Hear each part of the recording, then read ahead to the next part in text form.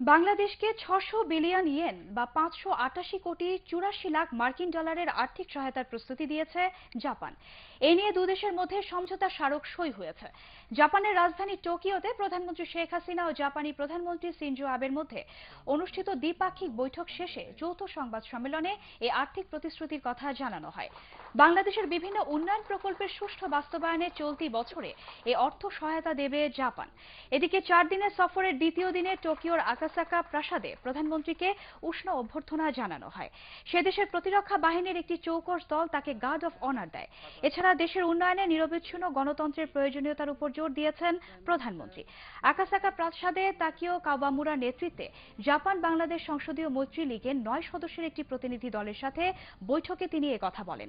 বাংলাদেশ ও জাপানের মধ্যে বিদ্যমান সম্পর্ক জনগণের উন্নয়নে দুদেশের নীতি নির্ধারকরা আগামীতে একসাথে কাজ করবেন বলেও আশা করেন প্রধানমন্ত্রী। আর জাপানের সম্রাট আকিহিতো ও সম্রাজ্ঞী মিচিকোকে বাংলাদেশ সফরের আমন্ত্রণ জানিয়েছেন প্রধানমন্ত্রী শেখ হাসিনা। ইম্পেরিয়াল প্রাসাদে সম্রাট আকিহিতোর সাথে দেখা করে তিনি এই আমন্ত্রণ জানান।